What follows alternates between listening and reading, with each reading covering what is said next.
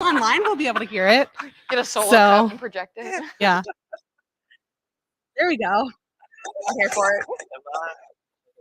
All right.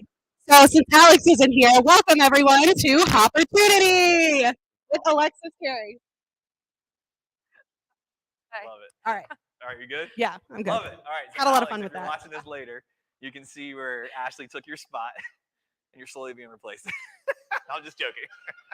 Vanessa came up with the song, so we both took a Nice. spot. We can never replace Alex. You can't beat that music and what he does. Oh my god. You kidding me? Never. I don't know. That replace was him. pretty good, though. I mean, I don't know. She pegged I don't it. know. I don't know. All right, so guys, thanks for being here. Everybody that's online, thanks for joining us. The camera's going to be back here, but you will be able to see the presentation online. Our normal stuff that we do, right? Thank you for joining us tonight. Thank you for being here. Appreciate it. And usually this time of the year is not. It's everybody. We were just talking about this before, where it's kind of like people fall off in their New Year's resolutions and what they're trying to do in business and all this kind of stuff, right? So we appreciate you guys showing up and hanging out. And then there's people online. Thank you for being here as well. Anybody that is, well, we get to see Brad here. I haven't seen him in a minute, so that's cool. We'll see him back around. We have some other new people in the room, and we got some people online. But I'm not going to take too much time in tonight and doing all what we normally do, because I want Alexis to have as much time as possible. And they close here pretty early on Tuesdays. I think we're supposed to be out of here at 9 o'clock, right? So what we want to try to do is like keep this pretty tight with you guys. Probably be done by about 8:15. Have some Q&A time for Alexis, and then hopefully some people online might have some questions, and then some networking. Cool? So I say let's get right into it, and thank you. Appreciate it. All right. Hey, guys. All right. Well, I'm Alexis Terry, as you see. I am not a public speaker, so hang with me. And as Sean was saying, I was in a car accident a couple weeks ago and got a concussion, and I'm post-concussed, apparently, as my doctors would say. So just kind of hang with me if I get spacey. But we're going to rock this. So as we go through this, a little bit about me. I'm 28 years old. I'm a licensed real estate agent in the state of Virginia at A Better Way Realty. I've been in the fix and flip industry for about 8 years now. And some of my hobbies are pickleball. Oh, that's okay. Just some of my hobbies, I like to play pickleball, weightlifting, and go hiking. Oh, there we go. She fixed it in 2 seconds. Oh, now I get to use the arrows. Thank you. Okay, yeah. How I got started. So what it says here is a family business. I grew up in a household full of real estate agents. My dad's background was in new construction. The crash hit in 07, 08, and he got out of the new construction business and went into the fix and flip space. Strange turn of events. So when I'm about 20 years old, my dad is a full-time fix and flip investor. He gets really sick one day, and he's been a serial entrepreneur his entire life, basically. So he had a meat packaging business, an ice company, and flipping houses. He got really sick. It got airlifted to Johns Hopkins. My mom went with him. My mom was a homemaker at the time, so she went with them, and I stayed back to take care of my 2 younger siblings that were in elementary and middle school. And I did not know how to run the bills. I was still living at home. So I was like, well, we're going to figure this out because dad's in a coma and I have no other option. So I've learned to pay the bills of 3 companies, payroll, keep the lights on, household bills, and got thrown into the flipping feet to the fire, basically. Because I was like, well, nothing's going to happen. I don't want these properties just to sit here. We have contractors that we work with. I had my dad's phone, so I went through and just kind of talked with people. And I was like, can you help me out? Like, teach me. And he had a partner as well, but his partner does pretty big volume. So he's like, not to be blunt, but either David's going to die and I'll take the properties over eventually, or he'll get better and we'll fix them eventually. And I kind of stepped in and he didn't know it. And he found out and I was like, okay, they're ready to list. And he was like, wait, what? And I was like, yeah, you might want to check a couple things. Like, I don't know if it did it right, but it looks good. And so they went on the market, they got listed, they got sold. And he's like, you really seem like you have a knack for this. Do you want me to actually teach you how to do it? And I was like, heck yeah, like I don't feel like I'm working, like I love this. And so basically from there, I offered my time for help, basically. And he taught me everything he knew from the ground up. I owe my life to my dad, my parents, and my partner now, who taught me everything. Because basically what I did is I rode around for 6 months with his main guys. And when it came to comping properties, the listing aspects, how to analyze it, repair plans, contractors, you name it, cradle to grave process of flipping. And then fast forward a couple years, he's like, all right, like I literally the first property was after 6 months. He threw it up and he's like, all right, rehab it. And I was like, oh well, can I borrow some contractors? He's like, no, go find your team. If you're gonna do this, you're gonna create your own team. And I'm probably 21 at this time. So I'm like, cool, Dad, can I borrow a couple contractors? No, Alexis, like you go find contractors. So I was like, okay. So basically, I'll talk about it later how I found them, but that's kind of how I got into it. And then fast forward a couple more years, get my feet wet, and semi know what I'm doing at this point. And he's like, all right, you find the property, I'll buy it with my funds, you rehab it with your funds, and then we'll split the profits. And then we started JVing. So I came from Little Miss Nobody Knew Nothing to a partnership with my partner now, which is pretty cool. And very blessed to have him in my life. WTF real estate. As you find in fix and flips, it is not as glorious as HGTV makes it out to be. As you can see, there's a couple hoarder pictures. That staircase has roof shingles on it. Great traction control. Yep. As you take a look at the top middle photo, it's kind of gross, but that bathtub is filled with human feces. These are all pictures I took. Like these are all properties I physically walked and everything. And yeah, exactly. It's like if you could only smell these photos, that's what I really wish you could do. But yeah, it's pretty sad to see how people live their lives, and it's not a glorious business what everyone always makes it out to be. Going in these homes, seeing people live in these conditions, it's pretty sad. So when we get to go in and not take advantage, but like we go in and fix the situation, take a nasty penny and make it shiny again, that makes it happy for me because I'm helping somebody get out of a hazardous situation sometimes and put them in either like a mental health facility or with family who can get them into like a better suited, healthier learning environment. Okay, so just the benefits and risks of flipping. Benefits, obviously, you can have high rate of return. You know, you can get large chunks of cash, basically, tens of thousands of dollars at one time for flipping one house. You're in control of the investment, basically. So it's not like you go to your 9 to 5 and be like, all right, boss, what do you want me to do today?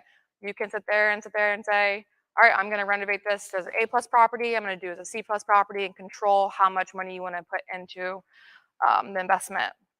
It gives you real estate experience, where if you want to take this, like me now, I've been in the industry 8 years, and I'm trying to transform into the multifamily space.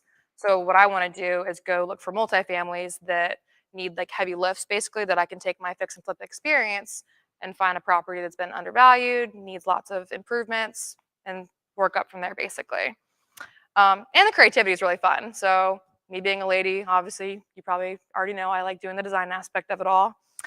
So it gives you a way to kind of channel your creativity and show people what you can do. Now the risks, market volatility. There's good things and bad things that come with that. Over the past couple of years, you saw with COVID, property values shot through the roof because of supply and demand. Now, as we're uncharted waters, property values are starting to go down slowly but surely. So you have to be careful when you're comping properties because if you think a property can sell at 300,000 and then you take too long to renovate it, it takes you 6 months. Well, now that property's worth 280, and if you only had 30 in profit, you may get 10, and that's if you stay on budget for your repairs. So that's something to be wary of. Uh, Speaking of staying on repairs, unexpected costs. Say you don't get the property crawled and you find out there's $10,000 worth of joist work that needs to be done. That blows through your budget if you didn't have that in there. You open up a wall, you find termites, you find water damage that looked perfectly fine, that blows through your budgets. So little things like that can really mess with you. Time constraints as well, as we were saying with the market shifting, especially now more than ever, staying on budget and time is very important. And financing challenges. Not everyone has hundreds of thousands of dollars of cash just to go buy property and fix it. So those are some things to think about. All right, so where to start? This is what I like to call my dream team. So basically what you'll need is a realtor, you'll need funds, a good title company, contractors, and someone to do your design work. Now granted, you can have one person for multiple of these items, or you can have one each individual. Realtors. I highly recommend if you're going to have a realtor that they have investment experience. You want to be able to have somebody who's able to run great comps for you because you make your money at the time of when you buy the property. If you don't have your ARV, which is your after repair value, correct, everything from there is just going to fall down. Um, you want to be able to set your commission up front. If there's any realtors in the audience or listening online, don't hate me for this, but especially if you're doing volume, you can ask for discounts on listing your properties. Like with us, we do high volume, so we don't pay 3% on the sales side and 3% on the list side. Every time we market a property, we ask for 2.5% on the buyer side, just because we do volume. We have systems in place that create the process to be nice and smooth and easy for everybody. And it'll help. Anything you don't have to spend is extra profit in the end. Make sure the realtor has a clear line of communication with you. You don't want to find a property on the MLS and want to be able to write a contract and your agent doesn't pick up the phone, because that is a very competitive place to find properties, and there's going to be 50 other people trying to put offers in on that property. Then you also want her to be able to set up a search, because, like I said, the MLS is an option to find properties. You're going to have a lot of competition, but I still buy out of the MLS occasionally. All right, funds. These are just a few ways to acquire property. I'm going to take some water. Good time for a pause. Cash is king, always. Cash is going to pretty much outwin any other bid, usually as long as you're within the same numbers, just because you can bring it to the table. It's guaranteed. You can get private money from friends, family members, business lines of credit, sub 2, HELOC if you already own a property. It's basically taking out your equity and using it to buy something else. Hard money loans, etc. I'm not like a crazy capital person, so those are just a few. There's a lot more options as well. Title company, you just want to make sure the property you're buying is legitimate, especially in these situations when you go back to the WTF real estate and you see the conditions are really bad. You want to make sure that, one, you're not getting ripped off at somebody else's property, and you want to make sure you have title insurance, so just in case something gets weird or there's like a lien or something, it doesn't come back on you and it gets wiped out. All right, contractors. How do you find them? All right, so when I was 20 years old and had no team, I basically asked around. I didn't know, and so if you don't know, when it comes to flipping houses, you're not able to call up the people you see on TV and all like the high dollar people, basically. You're gonna need the guy who has a van and it's just him and his van, basically, for the most part, because they're gonna have less overhead, which means they're not gonna be charging higher prices. You have to stick to your budgets, and they get really tight, especially over the past couple of years with inflation, with the COVID, and wages going up. Facebook, just searching online. Facebook, there's so many people that put their businesses out there, and this is how I acquired most of my contractors in the very beginning. Walking through Home Depot and Lowe's. Believe it or not, anyone that has like a lettered shirt that says Anthony's Plumbing, I took a picture of it, and I would go up and I'd say, "Hi, sir. Do you do plumbing?" He's like, "Obviously." And I would sit there and ask for references, and I'd go online and check his references, and I'd get him to come out and bid jobs. And to this day, I will show you guys, I have, like, even if I'm like at a stoplight or something, I have an album on my phone called Contractors. And I have over 1,400 photos in this album, and they're just pictures of vans, screenshots I found on Facebook, guys' t-shirts. So anytime like my plumber goes on hiatus, I go through here and I look for a plumber and I call him, and it just goes on. I literally, on the way here, like today, 6:13, Danny's tile. Like, I do it to this day. I've got a pretty good crew that works for me now, but you know, when Joe wants to go on a bender, I gotta have somebody on a backup.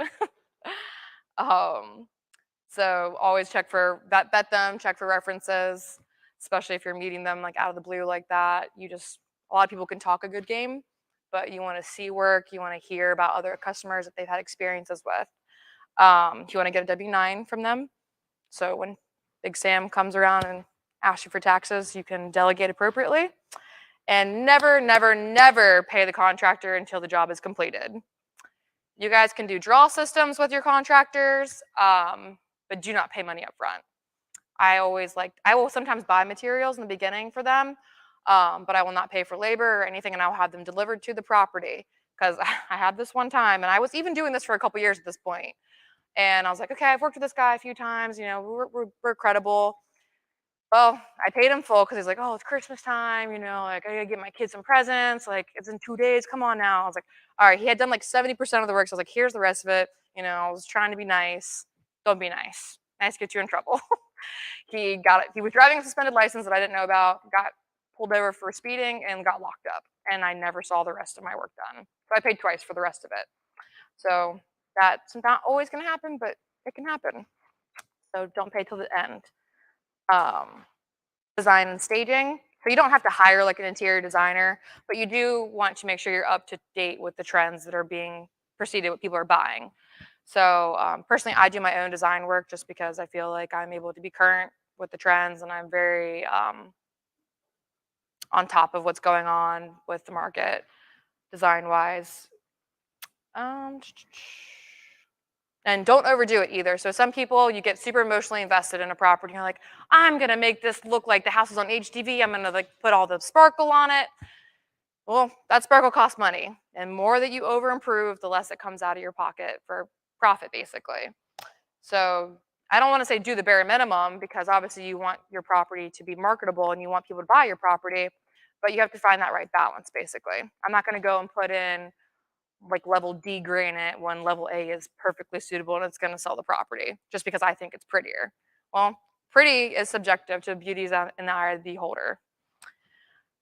Staging. Some people waver on this. It's very controversial. I don't stage any of my properties. I think I've staged maybe like 3 or 4 in my career, and that's only because it was like a super blown out floor plan, and people were having a hard time like visualizing like where's the furniture go? This place is huge.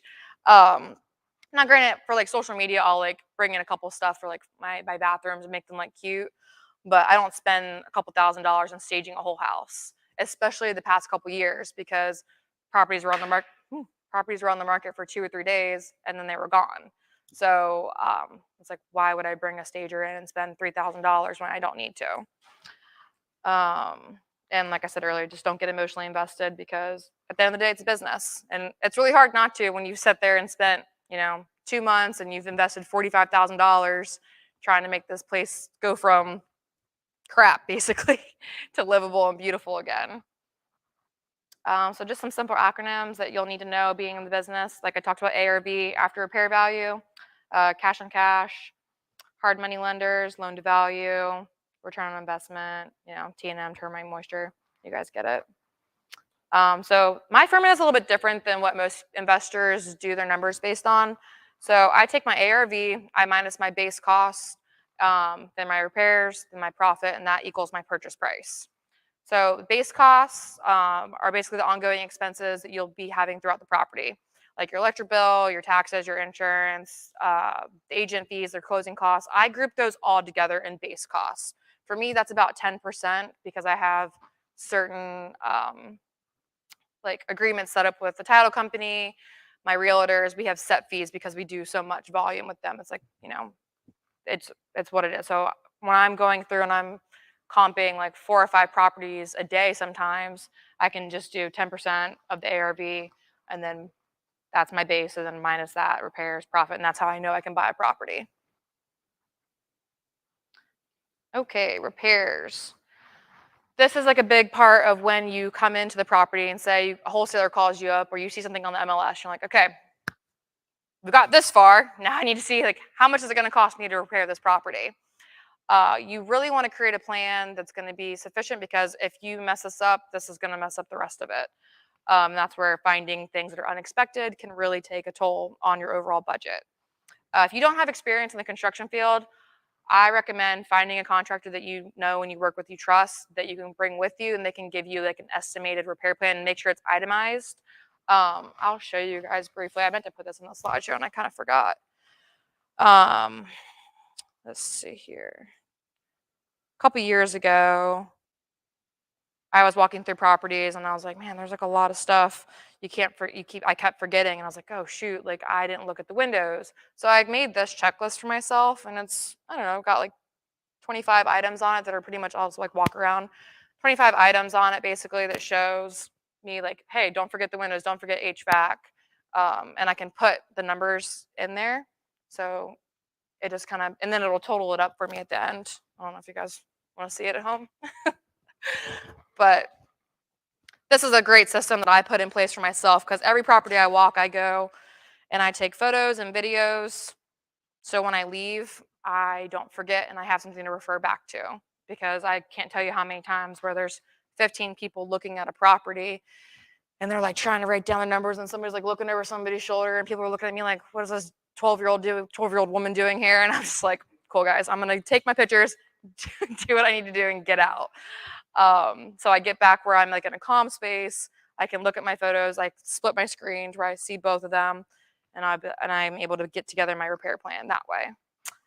Because when you create systems, it just becomes a lot easier, robotic in every single transaction you do, and it takes the emotion out of it, and it's checking yourself to make sure it's like, oh, I didn't forget this, and it creates less room for errors, basically.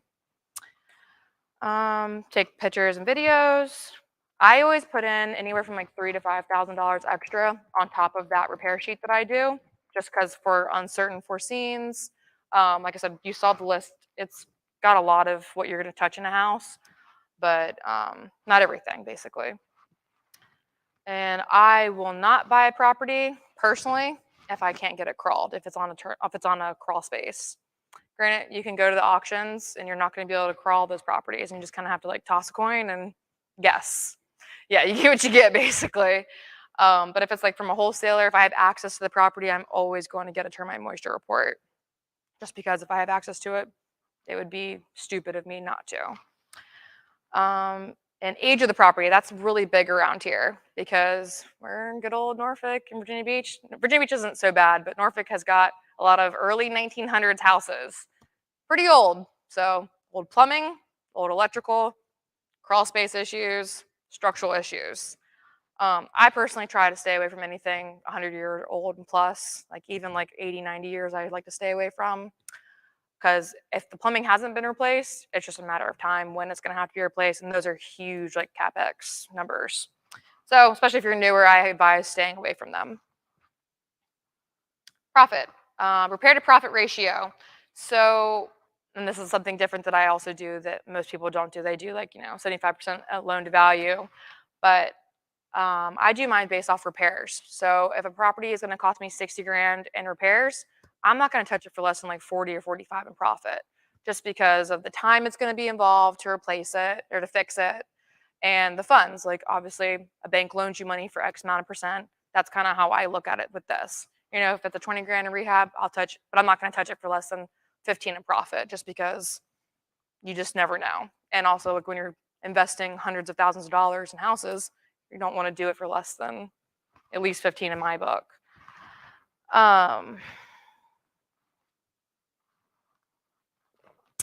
So watch your budget. It's really important because I can't stress that enough.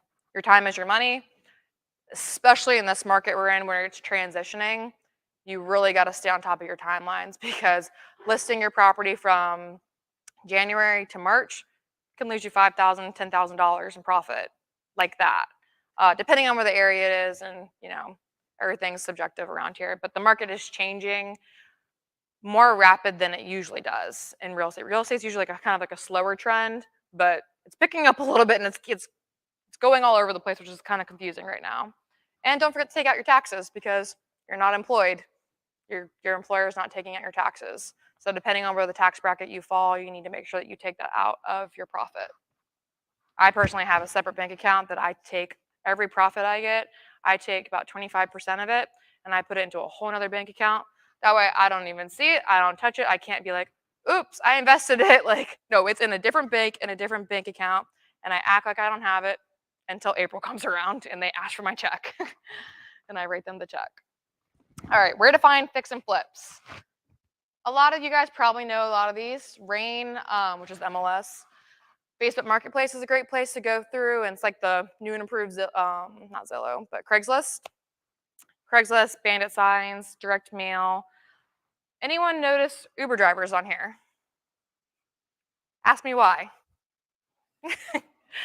All right, so before COVID, I used to do this a lot more than what I do now, where I was out and about more often. I would keep my business cards with me. Uber drivers, they drive to people's houses all the time, right? So they are in neighborhoods. Same with UPS drivers, anyone who's in a vehicle driving to people's homes. I used to tell them, like, okay, have you ever heard of a thing called driving for dollars? Anybody? Okay, so you guys know what driving for dollars is, looking for distressed properties and just by the grass, the condition of the outside. So I would explain to the Uber drivers what that was. And I'd say, okay, here's my number. If you find a house that looks kind of decrepit and looks like it needs some TLC, write down the address and text it to me. That's all I want you to do. And then if I contact the people and I go under contract with them, I will give you a buyer's bonus, basically, or like a finder's fee. Thank you. And pretty simple as that. Just talking what I'm about with people, and it's actually worked one time for me. So it's pretty neat getting creative, just having fun, meeting people, being like a social butterfly. There's money to be made everywhere. Okay, so market trends. Let me just check the time. Okay, cool. With COVID and real estate, everyone knows it's been a whirlwind. So basically, high demand with low inventory led to rising prices and fierce competition among buyers. We've had record low interest rates over the past couple years, and over the past couple years, property values shot up to 15 to 20%, when the average is about 5% year over year, which is crazy. So this is the U.S. House Price Index, and this is something interesting to look at. I'm not going to spend too much time on, but so March 2020 is when the pandemic hit and everything shut down in the U.S., right? So if you look at it, it was 284, and then you look to 21, 323, and then 22, 384. Numbers haven't hit for March yet of 23, so I'm curious to see. But you can see how quickly it rose. That's by and then the peak was in June, by the way. That's when housing prices hit like their max and they started falling. So we've been falling since June, basically. I did these based off of 25 points, basically. So it took from March 2020, went 8 months to November to go up 25 points. And then it goes like this, like a roller coaster. So then from November to May, 6 months. And then October to March, it was 5 months. And then we plateaued in June, like I said. But just showing you how rapidly the pricing was going up, which is unnormal, big time. So what does this mean? What comes up must go down. And we're kind of riding that roller coaster down a little bit. So the average days on market have been slowing, resulting in an increase of supply in the homes. It's still considered a seller's market out there, which is great for sellers.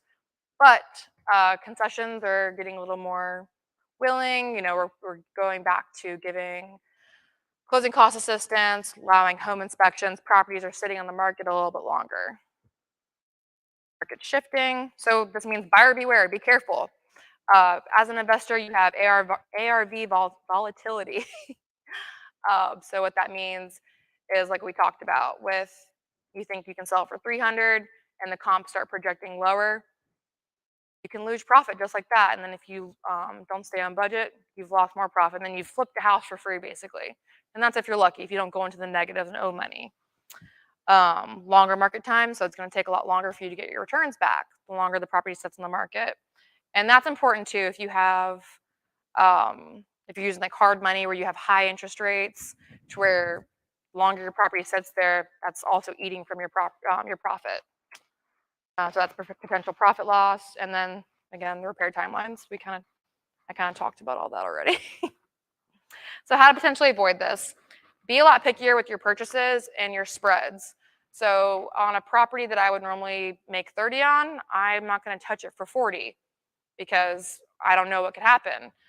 I've been changing up my designs. I mean, I've kind of always been someone who went a little bit different from the crowd, but just do it in a right way to where it catches the eye of somebody else a little bit more. And then have weekly meetings with your contractors. I've noticed this helped me a lot more this past like 6 months as we've noticed the market change, where beforehand I'd be like, you know, once every while I'd talk with them and be like, okay, cool, like we need to get this done at property A and property B, we need to do this. But I am meeting with my lead guy every single week and we're going over every single property, and I tell him, all right, I expect X, Y, and Z to be done from property B, and property C, X, Y, and Z needs to be done. And if it's not done, we need to find somebody to do it over the weekend, or we're working double on the following week. Now, granted, I sound very like iron fist, like it's not like that, but it keeps everyone as accountable. I'm almost done. That's my alarm to stop. Oh, and buy more in desirable areas. You know, that can kind of help if you opposed to like buying a house off of Princess Anne Road and it's got 50 lanes of traffic or whatever. Buy in a neighborhood near a good school district. You're going to have a lot more buyers wanting that versus being on a main road. And then also look at your options for renting it if the property sits too long and you have that exit strategy available to you. It's just always good to have multiple ways out of something. Okay, so be fearful when others are greedy and greedy when others are fearful. Warren Buffett. That is one of my favorite quotes, and I think it applies so much to today's market. Just because the past couple years, everyone has been like gobbing properties up, and then there's like, oh yeah, and that, like everybody's on the bandwagon. And now this kind of is transitioning to we're starting to get a little fearful, which means sometimes within the investor world is a good thing because like if you look back in the last crash, like this 07, 08, that's when like millionaires were made in the real estate market for people that knew what they were doing. So being fearful when others are greedy, or being greedy when others are fearful, excuse me. With the job layoffs that have been coming, let me take a sip of water. So for this first quarter, there's been more layoffs like in big tech than I think since 2009, if I remember correctly. So you hear, is there a recession coming? What's going on? Nobody will really know. I mean, the GDP will dictate that. But the Fed has been raising interest rates trying to combat inflation, and the Fed wants inflation rate to be 2% year over year, and I think we're at like at 8%. Like it's not going anywhere. So henceforth, why Fed keeps hiking up the interest rates and causing, like you heard about Silicon Valley Bank closing. Like I said, people from like Google, Amazon, Meta, Facebook's company were laying off thousands of people. So like the writing is on the wall, and I'm not sitting here saying a recession's coming because I don't know, but you're starting to see a lot more indicators of issues coming in the future with the market. So that is where I am today. Thanks, guys. So let's do a little Q&A. Who's got some questions for Alexis? Anybody? Where do you go for your information for market trends? There's a lot.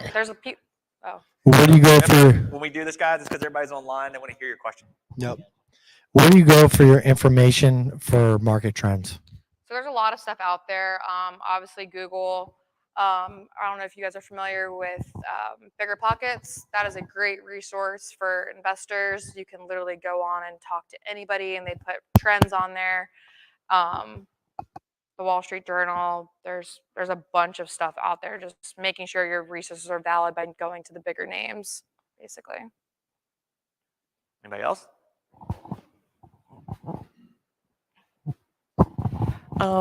Well, Mr. Alexis, I got a question.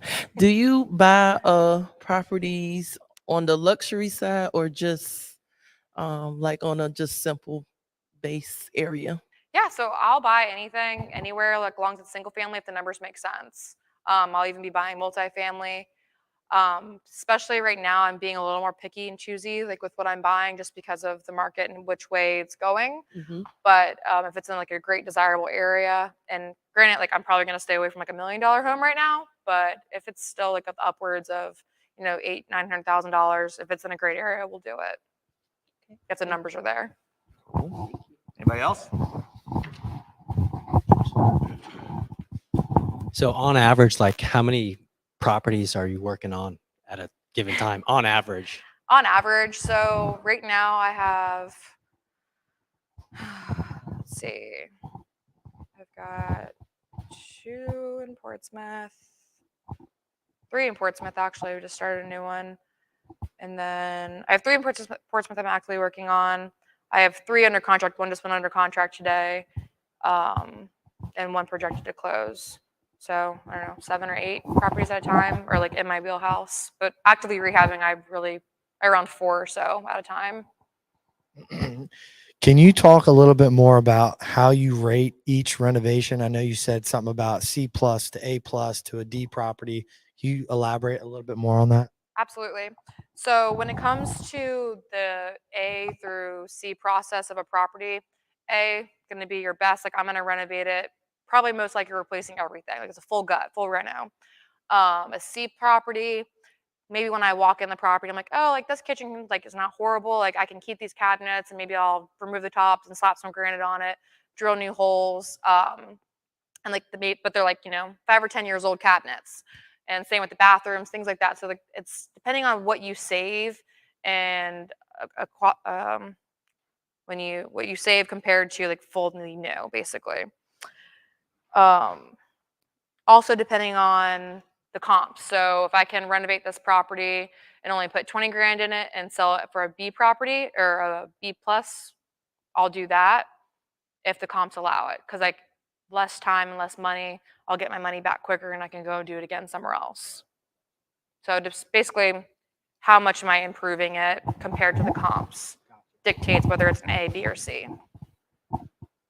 The profit model that you use, was there any like particular eureka moment that kind of made you redevelop that formula to kind of go a little bit, I guess I want to say backwards? I mean, it seems obvious to me that that's how I would think about it, right? But that is not the way that the typical investment market generally looks at it. Yeah, so I would love to take credit for it, but I was just kind of taught that way. So my partner, he's basically taught me that as to make things as simple as possible because, I'm dyslexic, so math is not my strong suit. Reading is not my strong suit. So he's like, all right, Alexis, we're going to learn about OPM, other people's money, and we're going to give you a very small math problem. Like, perfect. And that's pretty much how he taught me it.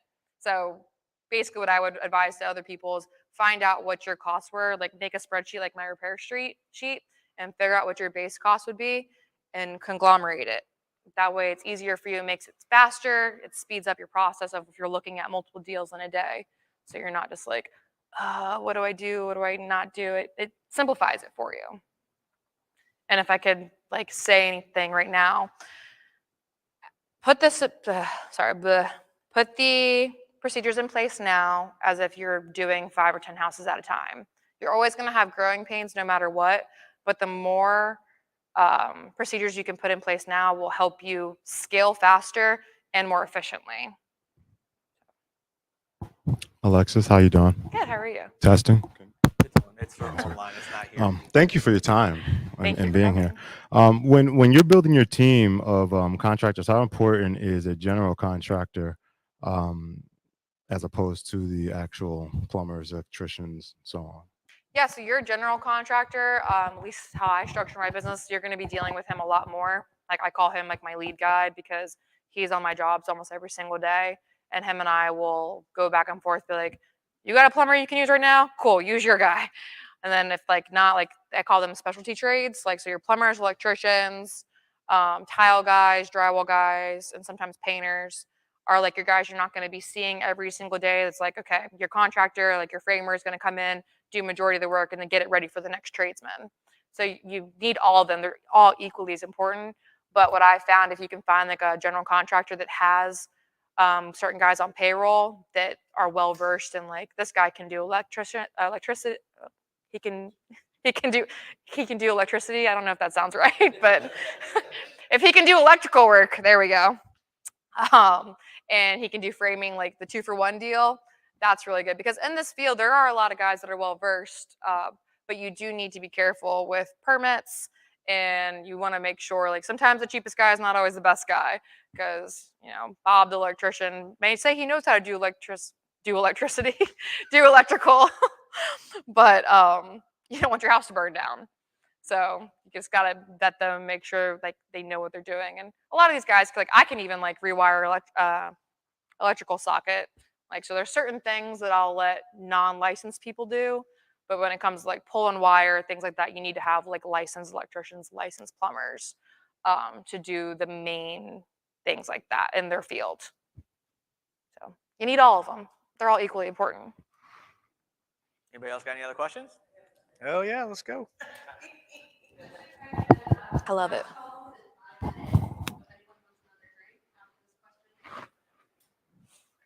Alexis, another question. When you're buying the properties, are you closing your properties with a title company or a close attorney? We use a title company just because we've had a relationship built. Like my partner's been working with her for, gosh, like 20 plus years. So like they know each other in and out, and they have the systems put in place for each other. But either one will work.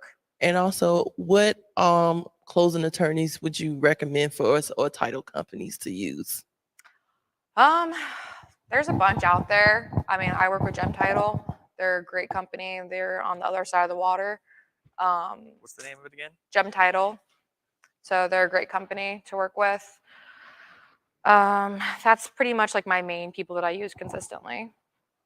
Thank you for your question. Have you ever had to or the need to kind of roll up your sleeves and, you know, get in there and do it yourself in order to fix the profit margin? And or where do you kind of draw that line to say, hey, I'm just going to take a loss on this property and be done with it? Is it a case by case? Obviously, it's a case by case basis, Right. but you know, where do you kind of foresee that line in the sand to go, hey, business partner, we're screwed. We made a mistake. How do we fix it? And what is kind of like your guidance for somebody who wants to walk in the door to make some of those decisions? That's a great question. So I have not got to that point where it was like the whole deal is going to blow up if I don't fix this myself. I definitely have got in there on my hands and knees and demoed stuff, and middle of July, and there's no AC, no power in this house, and I'm ripping out the kitchens. So I always say I'm really good at breaking things, not so great at fixing things. I can make things look pretty, but I'm not one to like go in there and run electrical. I can do little things. So putting systems in place. Have you guys, anyone ever here read Who Not How, the book? Yeah. So to that question, I would recommend reading that book because it talks about your time and energy is worth X dollars. And so if I am going away and taking my time to do a $10 an hour job, and if my price point is $30 an hour, that's a loss to me, double fold, because I'm hands on, and then I'm also taking away from my business when I could be looking for a property where I'm higher valued. Last question, guys, and then I'm going to ask some myself, and then we're going to do put some networking. I'm going to put two in one. So just to piggyback on his, do you have someone like a full-time GC who you keep full-time that oversees all your 6, 7, 8 jobs at once? Yeah. Yeah. So he's not an employee. I 1099 him. Yeah. But yeah, he will bid some other work here and there just because, like, if it's like a retail job, you know, he can make more money from a homeowner than he can with me. But I keep him very, very busy, and I try to reward my contractors too. So like, if I have a big win, like profit wise on a property, like where we work together, because it's a constant battle negotiating pricing with contractors. Of course, everyone always wants to make more money, and everyone's time is worth something. But sometimes people feel like they deserve more, and I'm like, well, you know, this is a standard job, and I can't help that you took 15 cigarette breaks on a job that should take you an hour and it took you 2 hours. Not my fault.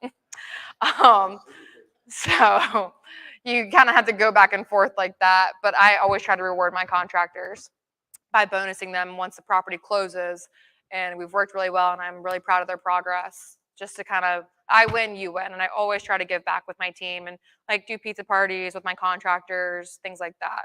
I'm never a greedy person, and that's why I have a partner, because partnering up, and I've had so many people pour into my life throughout my career. That's all I ever want to do. Like, henceforth, like, thank you, Sean, for allowing me to come. I hope some of my mumbling was worth it to you guys and helped you guys in some way, shape, or form. So yeah. And then you mentioned you won't take down a property unless you get a crawl space. Is it a full inspection that you're doing, termite moisture inspection, or you have a crawl space contractor that'll go and at least take a? So I've personally crawled under the house before. Like, I'm not necessarily like certified as a termite moisture person, but I know what bugs look like, and I know what mold looks like, and I know what rot looks like. So when push has come to shove, I will get a crawl suit on if I can't get a guy out there, and I'll crawl the property myself. And it's gross, and a lot of these houses are nasty, and you've got insulation, and I think I've seen critters from the Black Lagoon under these houses.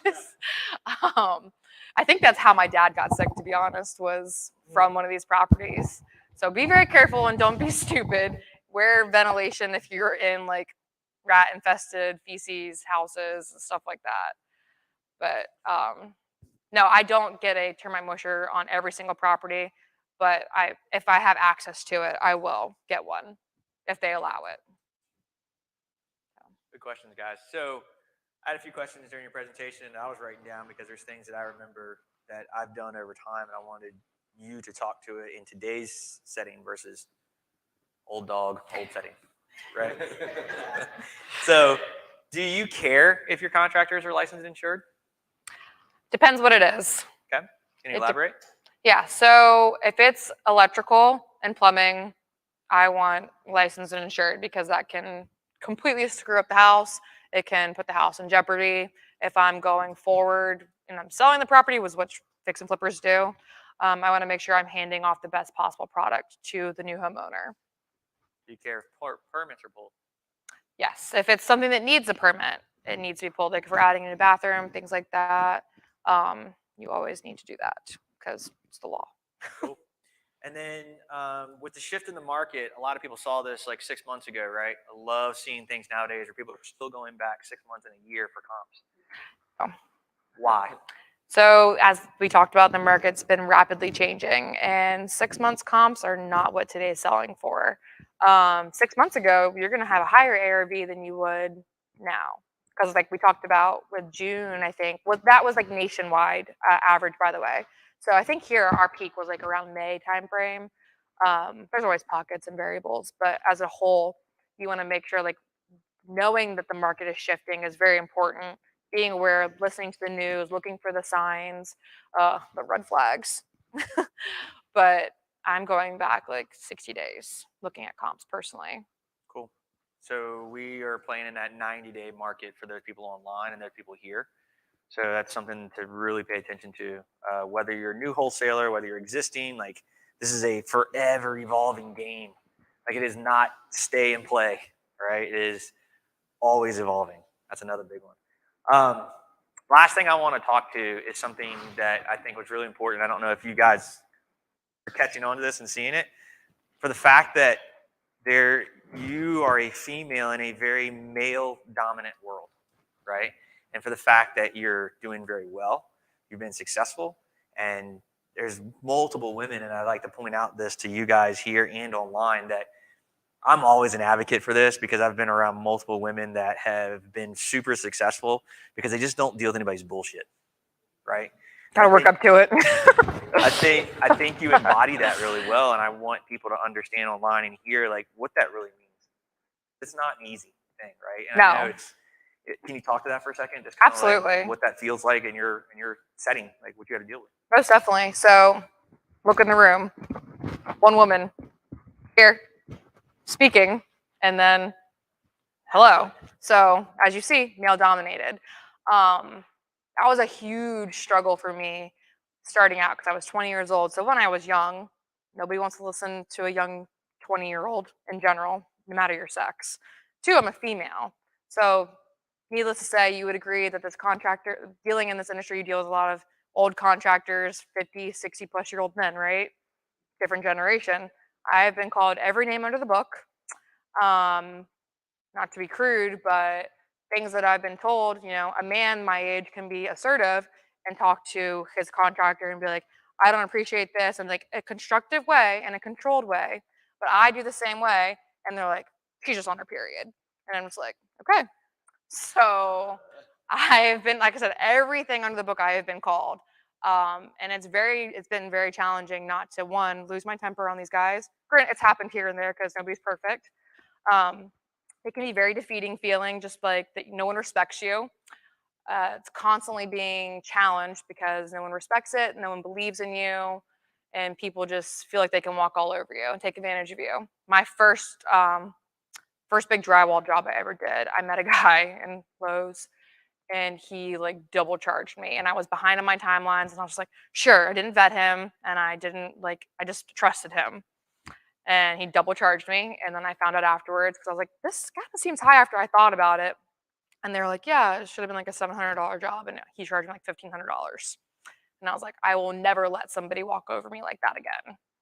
And so it took, thankfully, and I paid for it out of my pocket. I paid for it because I felt so bad, and I was like, how dare I let somebody treat me like that? So I took that money out of my pocket and threw it into the deal because I was just rushing, and I was so concerned with sticking to my timeline. I let somebody do that. So not to get mushy or whatever, but yeah, it's a constantly evolution. Like I said, going on property tours, and I show up, and majority of these guys are men walking these houses, or they bring their wives, and they're just like, "Let's go, honey," and I'm like, "What's up?" What would you like to say to either the women that might watch this live or some of the replay later that are thinking to get into this? What can you give them as guidance or encouragement? Yeah, so don't give up. You're gonna grow a really thick skin, and you're gonna have days where you're crying because you just feel stupid and you feel like nobody cares about you or nobody respects it, and that you're not gonna gain forward momentum. But I'm stubborn and I got a really thick skull. So I was So like, be you. you just don't give up. And like if you truly love it and it's your passion, and I preach this day in and day out with any industry that you're in, what do you spend majority of your life doing? Work, right? How many people go and do a 9 to 5 where they live for the weekend and they hate their days? A lot of people. So if you're one of those people here or online, note that and do something about it, because before you know it, you're going to be 50 years old, or maybe you are 50, and that's okay. It's never too late. You're going to say, make all these excuses that you don't have the time, you don't have the money. Find a way. There's 24 hours in a day. You only need to sleep 8 of them. And I don't even get 8 hours of sleep. So there's ways around it. There's always a way around it. So thank you.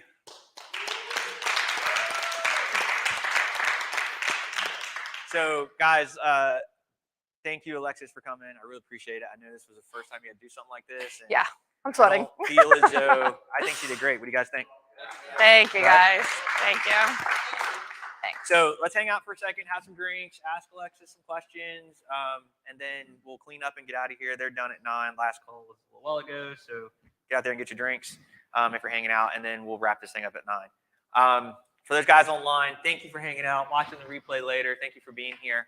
And then get back with us next month, and hopefully we'll have some more information for you guys and something new.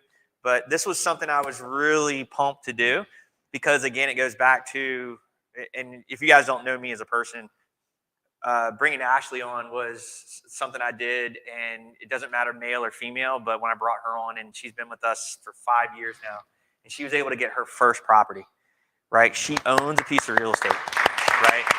And she has been through all the ups and downs with us as a company, and like for another female to come in, and like I said, from you guys that know me, Trig and all the women that are there, and very, very, very good at what they do. I think it's awesome to see such a young woman coming in and just like not taking any shit, take no names, and like just go, right? I think it's really cool. It's cool to see, and it's cool to see a generation that I know that gets a lot of slack at this age right now. That our generation sucks. Let's just say it. Like you're doing above Mostly and beyond what a lot of those are doing, right? So I think it's really cool I thought it would be really cool, and you've embodied a lot of that to bring it forward and show it. So anybody that watches this replay, I hope that they take that and listen to it and reach out to you and try to get that encouragement and just go with that, because it's really cool. And I've seen a lot of that with people that I've been around. So stick around, ask some questions. Thank you for being here. Really appreciate it. Thanks, guys. I appreciate it. Can I turn this off now? Okay.